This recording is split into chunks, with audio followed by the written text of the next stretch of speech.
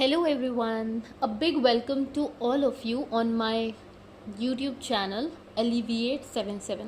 आप सबका हार्दिक स्वागत है मेरी चैनल पर। और जैसा कि आप लोगों को टाइटल से पता ही चल रहा है, आज मैं एक नई रीडिंग लेकर आई हूँ जिसका टॉपिक है कि आपको अपने हेटर्स पे गुस्सा क्यों आता है। क्या आपका गुस्सा जायज़ है? क्या सही रीजंस की वजह से, सही वजह जो वजह है वो सही है आपके गुस्से की, या फिर आप बेवजह गुस्सा करते हैं? ये सब कुछ जानेंगे। तो आपको अपने हेटर्स पर क्यों गुस्सा आता है, रीजंस हम देखेंगे कि आखिर आपके हेटर्स ने ऐसा क्या करा, आपके विरोधियों ने ऐसा क्या करा कि आपको उन पर इतना गुस्सा आता है, इतना क्रोध आता है। क्योंकि जो मैसेज मुझे चैनल हुआ है वो ये है कि कोई बहुत ज़्यादा गुस्सा कर रहा है अपने हेटर्स पर या उनके विरोधियों पर। तो आज हम देखेंगे कि क्या कुछ मैसेजेस आते हैं टैरो से हमारे पास। तो लेट्स स्टार्ट द रीडिंग।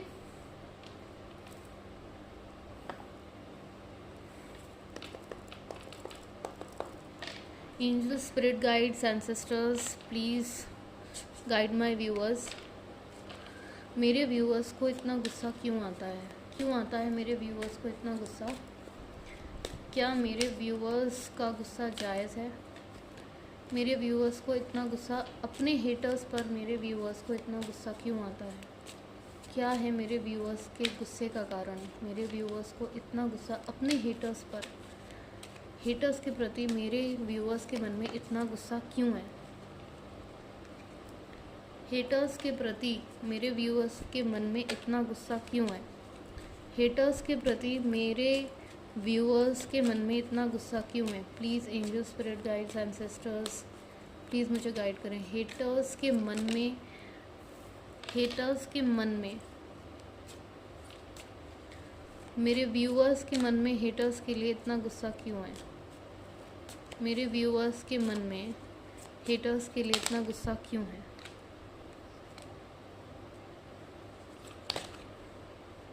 मेरे व्यूअर्स के मन में हेटर्स के लिए इतना गुस्सा क्यों है?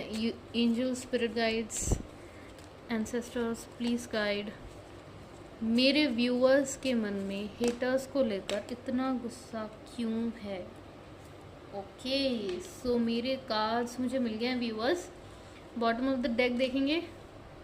ओके, तो भाई मैं तो यही कहूँगी कि आपका गुस्सा बिल्कुल जायज़ है, बिल्कुल जायज़ है। पता नहीं ये क्यों कार्ड झांक रहा है, बट ठीक है। आपका गुस्सा, पहले मैं अरेंज कर लेती हूँ अपने कार्ड्स। आपका गुस्सा बिल्कुल जायज़ है मेरे व्यूअर्स, आपका गुस्सा बिल्कुल जायज़ है। तो मेरे प्यारे व्यूअर्स, आपका जो गुस्सा है ना वो बिल्कुल जायज़ है, क्योंकि कार्ड्स बता रहे हैं कि आपने एक टाइम में बहुत झेला है ऐसे लोगों को। इनकी एनर्जी बहुत ही ज़्यादा मुझे नेगेटिव महसूस हो रही है, जैसे इन्होंने आपका दम घोट के रखा था, आपको बहुत सफोकेशन की एनर्जी में डाला था। आपके विरोधी या हेटर्स 3 से लेके 5 तक हो सकते हैं, ग्रुप में है ये सारे जो आपके हेटर्स हैं, ये अकेले वार करने की जगह ये ग्रुप में वार करना पसंद करते हैं। ग्रुप में प्लानिंग, प्लॉटिंग, स्कीमिंग चलती है इनकी। और बता दूं मैं, 5-5 का कार्ड आया है। आपके लाइफ में मेजर ट्रांसफॉर्मेशन लाने का श्रेय इनको जाता है। 5 of swords and 5 of wands. देखिए, लड़ाई झगड़े की तो बहुत ज़्यादा एनर्जी दिख रही है। लड़ाई झगड़े की इतनी ज़्यादा कि मतलब आपके नाक में दम कर रखा होगा आपके हेटर्स ने। जहाँ पे भी आप रहते होंगे, अगर आप इनसे दूर भी रहते हैं ना, जो कि मुझे लग रहा है कि हाँ आप एक पॉइंट पे इनसे दूर हो गए, इनकी जगह से दूर हो गए, फिर भी इन्होंने आपका पीछा नहीं छोड़ा है और हर दम आपके पीछे लगे रहना, आपकी चीज़ों को देखना, परखना, जानना और उसके हिसाब से फिर प्लानिंग करना, प्लॉटिंग करना, आपको परेशान करने के नए नए रास्ते खोजना, ये इन विरोधियों ने आपके जीवन में किया है। आपके जीवन में तबाही लाने की पूरी कोशिश की गई है। हमेशा चालाकी से अपनी जीत हासिल करना, और इनकी जीत भी ना हमेशा खोखली होती है, मतलब इन्होंने एक जेन्युइन कनेक्शन खो दिया। ये इन्होंने सोचा कि चलो ठीक है, हम इनके ऊपर वर्चस्व रखेंगे इनको। मुझे ऐसा लगता है कि आपके हेटर्स ना बहुत घमंडी किस्म के इंसान हैं, बहुत तीखा बोलना, बहुत घमंडी होना। घमंडी इन द सेंस कि मैं सही हूँ। देखो, मैं सही हूँ ये अच्छी बात है, बट मैं ही सही हूँ ये थोड़ा गलत हो जाता है। तो आपके हेटर्स के अंदर मुझे यही बात लगती है कि ये खुद को बस सही मानते हैं और बाकी जाए भाड़ में। बाकियों का दिल दुखे उनको कोई फ़र्क नहीं पड़ता। उन्होंने आपका दिल दुखाया, लेकिन they won at the cost of something. उनकी जीत हुई, बट उसके लिए एक कीमत चुकानी पड़ी। उनके सारे जेन्युइन कनेक्शंस ख़त्म हो गए। खैर, ये तो इसका टॉपिक नहीं है कि आपके हेटर्स ने क्या कर्मा फेस किया है या उनके कर्मों की क्या सज़ा है, बट फिर भी ये मैं बता दूं कि इन्होंने जो भी किया है इसकी वजह से इन्होंने अपने बहुत जेन्युइन कनेक्शंस खोए हैं, इंक्लूडिंग यू। तो इन्होंने बहुत चालाकी भरा व्यवहार किया, और ये आप देख रहे हो कैसे निराश होके ये दोनों व्यक्ति जा रहे हैं, बट इसके चेहरे पे एक कुटिल मुस्कान है। इसे बहुत अच्छा लग रहा है कि हाँ मैं जीत गया। देखो, इनकी तलवारें भी छीन कर, और सारी, इसके पास 3 तलवारें, इनके पास जो एक थी वो भी नीचे गिरी पड़ी है। मतलब इनका सब कुछ छीन के, इसके पास सब कुछ हो, दूसरे के पास कुछ भी ना हो। ठीक है, मेरे पास भी हो, दूसरों के पास भी हो, सब अच्छे से फले फूले, ये वाला एटीट्यूड अलग होता है। बट मेरे पास भी हो और मेरे पास ही हो और दूसरे के पास कुछ भी ना हो, ये थोड़ा गलत हो जाता है। और ये आपकी विरोधियों में मुझे बहुत ज़्यादा ये प्रॉब्लम दिख रही है। और ये इनकी ना मुझे एक बड़ी नेगेटिव सी वाइब आ रही है। पूरे टाइम इनके दिमाग में चालाकी चलती रहती है, कैसे मैं उसको गिराऊं, कैसे मैं उससे ये लूं, कैसे मैं उससे ये छीन लूं, कैसे मैं उसको नीचा दिखा दूं। थोड़ी सी ऐसी वाइब आ रही है मुझे। और उन्होंने आपके साथ बहुत बार ये किया है, जिसकी वजह से आपका गुस्सा इतना ज़्यादा चरम सीमा पे पहुंचा है। तो यस, आपका गुस्सा बिल्कुल जायज़ है, बिकॉज आप उन लोगों ने आपको इस एनर्जी में पहुंचाया है। लड़ाई झगड़े की इतनी एनर्जी, कलह कलेश, हमेशा पूरे टाइम कलह कलेश। घर में अगर आप जॉब की बात कर रहे हैं तो वहाँ पे जो आपके विरोधी हैं उन्होंने आपकी नाक में दम कर रखा था। घर की बात कर रहे हैं, ससुराल की बात कर रहे हैं, वर्क प्लेस की बात कर रहे हैं, फ्रेंडशिप की बात कर रहे हैं, तो आपके विरोधी 3 से 5 हैं। और ये ग्रुप में काम करना ज़्यादा पसंद करते हैं, अकेले। लेकिन मैं बता दूं कि इस ग्रुप की ना एक लीडर होगी या होगा, एक लीडर होगी या होगा, कोई एक मेल पर्सन हो सकता है या कोई एक फीमेल पर्सन होगी जो पूरे ग्रुप का ना के दिमाग को इन्फ्लुएंस करती है, जो पूरे ग्रुप को इन्फ्लुएंस करती है आपके खिलाफ। तो ये मुझे दिख रहा है, बट ये ग्रुप में काम करती है। ये जो भी औरत है या जो भी ये इंसान है, ये जो भी आदमी है, ये अकेले नहीं काम कर सकता, बिकॉज मुझे दिख रहा है बहुत बड़ा कायर है ये इंसान। इसको ग्रुप में काम करना पसंद है और ये ग्रुप में ही हमेशा आप पर अटैक करता है या करती है। ठीक है, और इन्होंने अपनी तीखी बातों से आपका बहुत दिल दुखाया है। मतलब जहाँ पर आप सामने वाले का अच्छा चाहते हैं, आपकी इंटेंशंस अच्छी थी, वहाँ पर भी इन्होंने आपको बहुत तीखे ज़बान बोले हैं और आपका बहुत तिरस्कार किया है, और जानबूझ के, मतलब इंटेंशनली उन्होंने आपका दिल दुखाया। आई डोंट नो क्या है, बट कुछ लोगों की मे भी आदत होती है, या कभी हो सकता है कोई गलतफहमी हुई हो आपके और आपके विरोधियों के बीच, बट उन्होंने आपका अपनी ज़ुबान से बहुत दिल दुखाया है। जब आप अच्छा ही चाह रहे थे, when all you wanted was a good relationship, a harmony in relationship, तब उन्होंने ऐसा आपके साथ किया। मतलब आपका कोई इंटेंशन नहीं था, आपका इंटेंशन था सिर्फ रिश्ता अच्छे से चले, बट उन्होंने ऐसा किया आपके साथ। बहुत तीखी बोले और आपकी हर बात को काटना चाहा, जैसे आपकी चले ही ना। आप होता है ना जैसे कई जगह की आपकी चलने ही ना देना, बात को निकलने से पहले ही काट देना, सप्रेस कर देना। बहुत आयरन हैंडेडली उन्होंने हैंडल किया। आप देख रहे हो, ये इंसान ने लोहे के जूते पहने। लोहे के जूते पहनना मतलब ये इसकी पर्सनालिटी को दर्शा रहा है कि बहुत हैवी हैंडेडली सबको डील करता है और दबा के रखता है सबको अपने अंदर। तो कुछ इस तरह की पर्सनालिटी है आपके विरोधियों की। उन्होंने आपको हमेशा दबा के रखना चाहा, और हर मतलब they literally try to crush you and your desires. आपके जितने भी सपने थे ना, सपनों को क्रश करने की कोशिश की कि ये अपने मन से जी ना सकें, अपनी चला ना सके। छोटी छोटी चीज़ों में आपको मन मारने पे मजबूर किया। छोटी चीज़ों में आपको मन मारने पे मजबूर किया। जैसे छोटी छोटी खुशियाँ होती हैं ना कि ठीक है आज बाहर खाने चलते हैं, डिनर पे चलते हैं, कभी हस्बैंड के साथ बन गया मूड या कभी फ्रेंड्स के साथ बन गया, तो उस प्लान को फ्लॉप करने में ये पूरी जान लगा देते हैं। वो प्लान कभी फ्रक्टिफाई नहीं हो, वो प्लान कभी अपने that plan never reaches to its fruition, कभी वो वो प्लान अपने गंतव्य गति तक ना पहुँचे, इसके पीछे इनका पूरा हाथ लगा रहता था। ये अपना साम दाम दंड भेद लगा देते थे कि आपकी छोटी से छोटी खुशी भी आपको ना मिले। और इस बात से आपने एक बार झेला, 2 बार झेला, बट बहुत ज़्यादा टाइम तक जब इन्होंने आपकी खुशियों को लिटरली छीनने की कोशिश की, दबाने की, हर बार आपसे आपकी खुशियाँ छीनने की, तो वो जो चिढ़ होती है ना, छोटी छोटी चिढ़ ने बड़ा रूप ले लिया और आज वो एक बहुत बड़े गुस्से के रूप में फूट रहा है। तो इंसान किसी को भी ना अचानक से गुस्सा नहीं आता है, ये छोटी छोटी चीज़ें होती हैं जो घड़ा भरती हैं, धीरे धीरे इंसान के मन में चीज़ें भरती हैं, किसी भी चीज़ को लेकर नेगेटिविटी भरती है और एक दिन वो फूटता है। और ऐसा ही आपके साथ हुआ, आपने इनकी चीज़ों को देखा, बर्दाश्त करने की कोशिश की, चीज़ें संभालने की कोशिश की, एडजस्ट करने की कोशिश की, कॉम्प्रोमाइज़ करने की कोशिश की, बट एक पॉइंट ऐसा आता है जब इंसान की बर्दाश्त की हदें टूट जाती हैं, और वही कुछ आपके साथ हुआ। तो ये जो भी आपके विरोधी हैं, इन्होंने तो कोई कसर नहीं छोड़ी और इन्होंने आपको अच्छा खासा दुख दर्द देने की पूरी प्लानिंग की थी।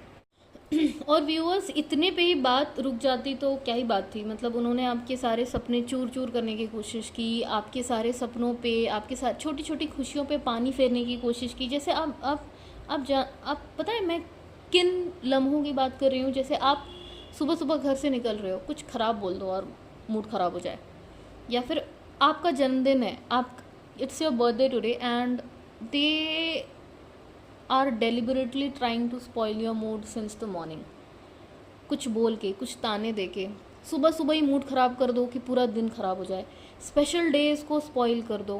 कहीं जा रहे हैं, बहुत आप एक्साइटेड हो, आपने बताया कि हाँ मैं यहाँ निकल रही हूँ, जा रही हूँ, उस चीज़ को प्लानिंग प्लॉटिंग करके कैंसिल करवा देना। आपकी ट्रिप्स, आपने बहुत पहले 6 महीने पहले ये ट्रिप प्लान किया था, कुछ ऐसा कर देना, बहाना मार देना, या फिर कि अभी बीमार हैं घर में लोग, या फिर जो भी है, जिस तरह की, मतलब ग्रुप में किया गया, ये एक इंसान की करतूत नहीं है, ग्रुप में किया गया।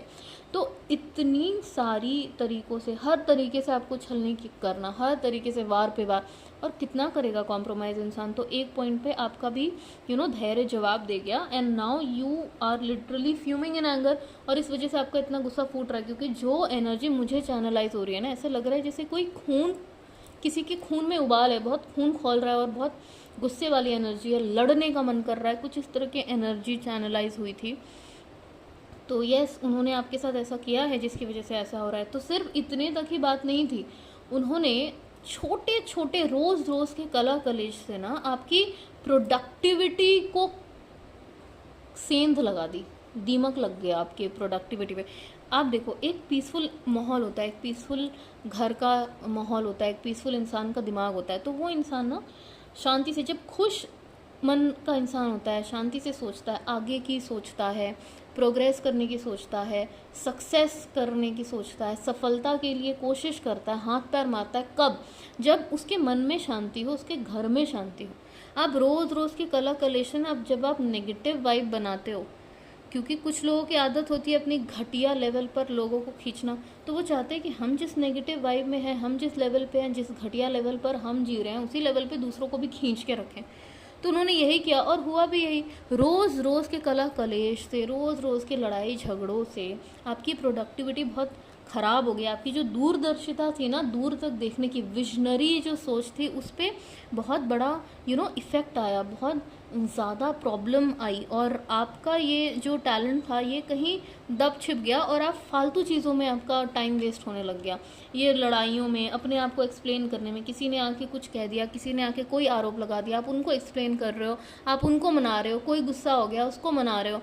आपकी सारी जो प्रेशियस एनर्जी थी ना, वो ड्रेन होने लग गई ऐसी फालतू की चीज़ों में जाकर। किसी को मनाना बिना फालतू के, unnecessary, which was not at all required. उस एनर्जी को आप सहेज कर किसी अच्छी जगह उस एनर्जी को लगाते तो वो आपका बहुत अच्छा फल देती है आपको। लेकिन आपके उस चीज़ पर ही एकदम कुठाराघात किया गया कि लोग ना, आपके जो भी हेटर्स हैं, जो विरोधी हैं वो ना आपको आपसे भी ज़्यादा अच्छी तरीके से समझते हैं। वो उन्होंने भांप लिया था कि आप विजनरी हो, आप दूरदर्शिता रखते हो, आप दूर की सोचते हो और एक दिन आप सफलता के ऊंचे पायदान पे जाओगे। आपका समय चेंज होगा और बड़ी तेज़ी से चेंज होगा और बड़ा अच्छा समय आएगा। आपके अच्छे समय को रोकने के लिए ये सारे प्लानिंग प्लॉटिंग्स, ये सारे लड़ाई झगड़े, रोज़ रोज़ के लड़ाई झगड़े कि आपका दिमाग इसी में स्टक हो जाए, आगे देख ना पाओ, आगे सोच ना पाओ, आगे जा ना पाओ, इसी में रह जाओ, लड़ाई सुलझाने में, दूसरों को अपनी बात समझाने में, एक्सप्लेन करने में, है ना, सबूत देने में, प्रूफ करने में, इसी में रह जाओ।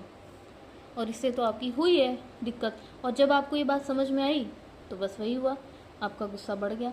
आपके अच्छे समय, व्हील ऑफ फॉर्च्यून, आपके बदलते समय, खराब से अच्छे होते हुए समय को रोकने के लिए ऐसा किया गया। आपकी दूरदर्शिता आपको आपका अच्छा समय ला रही थी, आपकी विजनरी सोच। आप अगर एक चीज़ पे अच्छे से फोकस करते हो ना तो आप अपना समय बदलने का मादा रखते हो।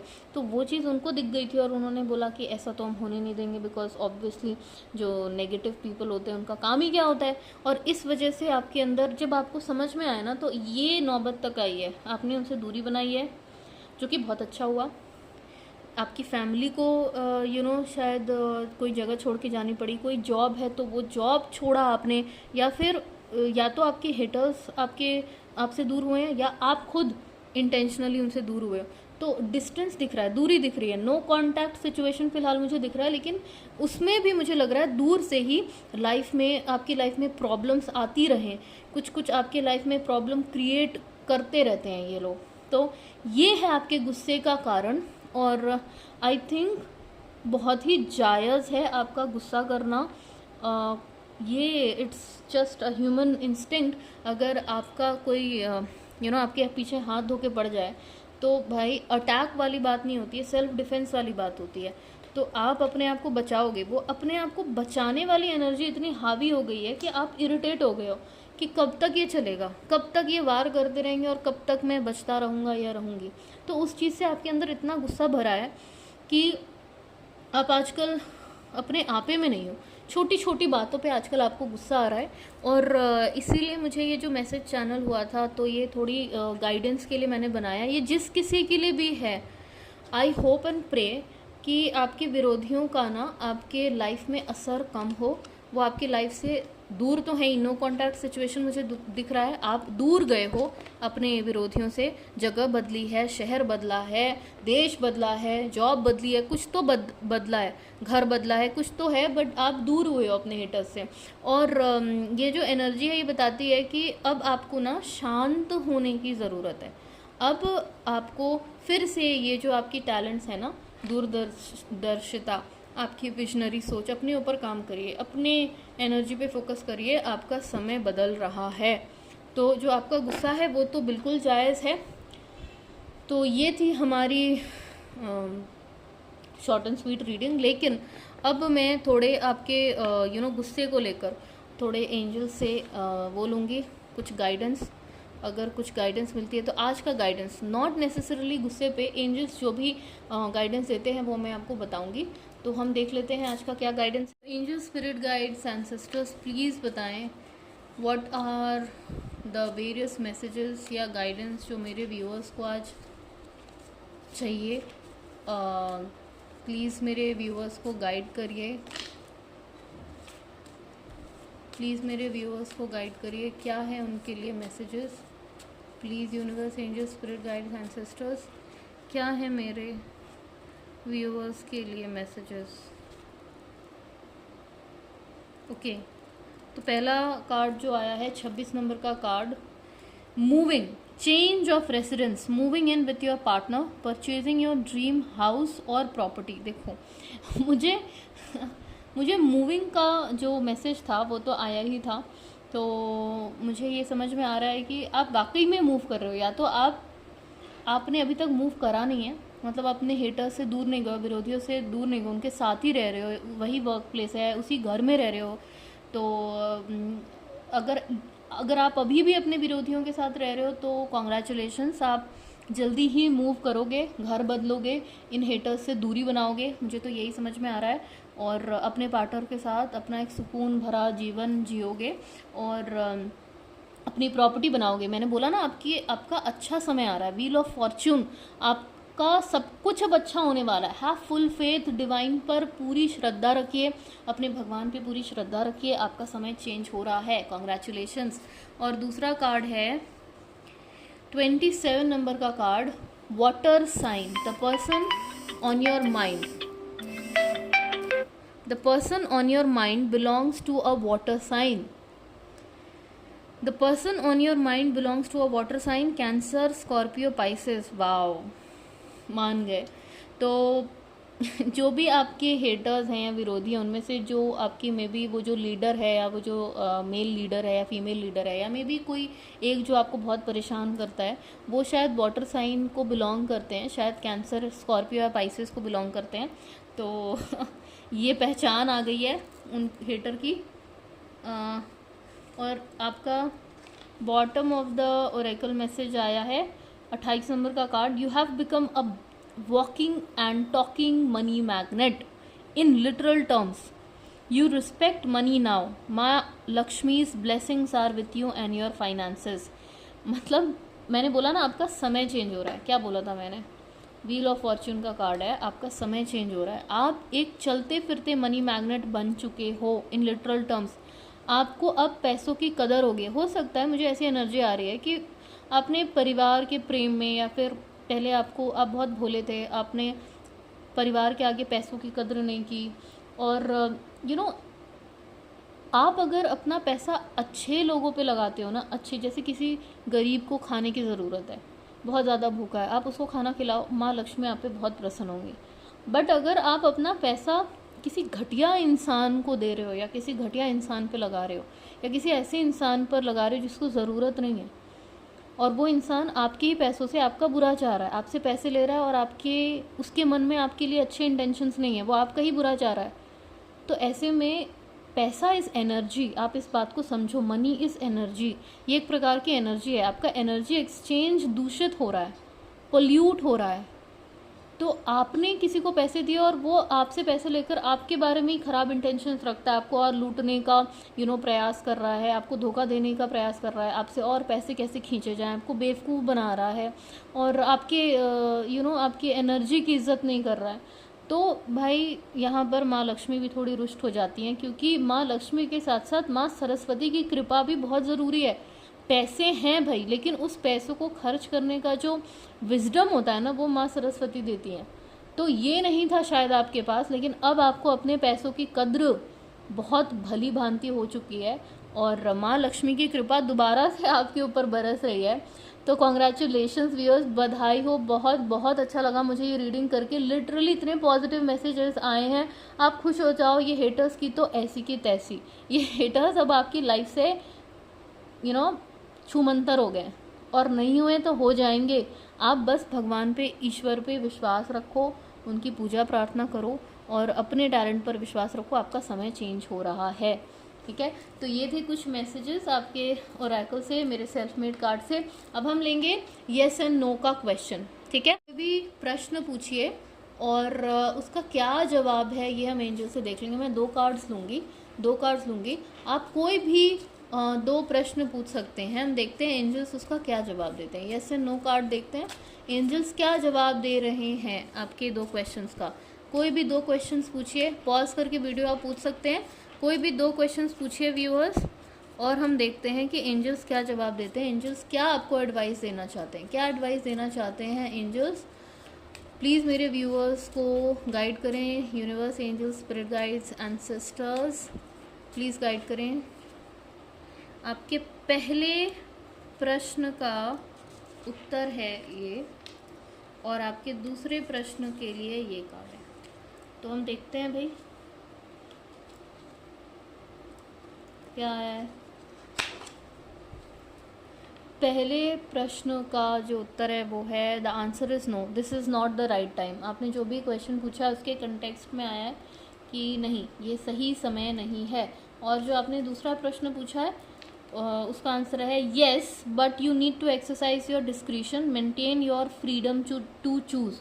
उसका जवाब है हाँ, बट आपको अपना दिमाग लगाना पड़ेगा, अपनी बुद्धिमत्ता का इस्तेमाल करना होगा, अपनी सारी चीज़ों को तौल कर वे करके बैलेंस करके आपको सोच समझ के कोई चीज़ करनी होगी। और आपको अपना जो आपकी जो ये है ना फ्रीडम, जो स्वतंत्रता है चूज़ करने की, उसको आपको एक्सरसाइज करते हुए आपको इस का डिसीजन लेना होगा। हाँ है, बट आपको बहुत दिमाग लगा के अच्छे से ठोक बजा के इस चीज़ को करनी है। ठीक है, तो ये थी हमारी ब्यूटीफुल सी आपकी प्यारी सी reading, short and sweet reading. और आप बताइएगा मुझे मैसेज करके कमेंट बॉक्स में कि आपके साथ ये रीडिंग रेजोनेट करती है या नहीं। और अगर आपके कोई डिमांड है कि किस टॉपिक पे मैं बनाऊँ नेक्स्ट रीडिंग, तो वो भी आप बता सकते हैं मुझे। और अगर आपको रीडिंग पसंद आई तो please like, share and subscribe. मिलते हैं एक नेक्स्ट रीडिंग में एक और नई इंटरेस्टिंग रीडिंग के साथ। तब तक के लिए बाय बाय, टेक केयर।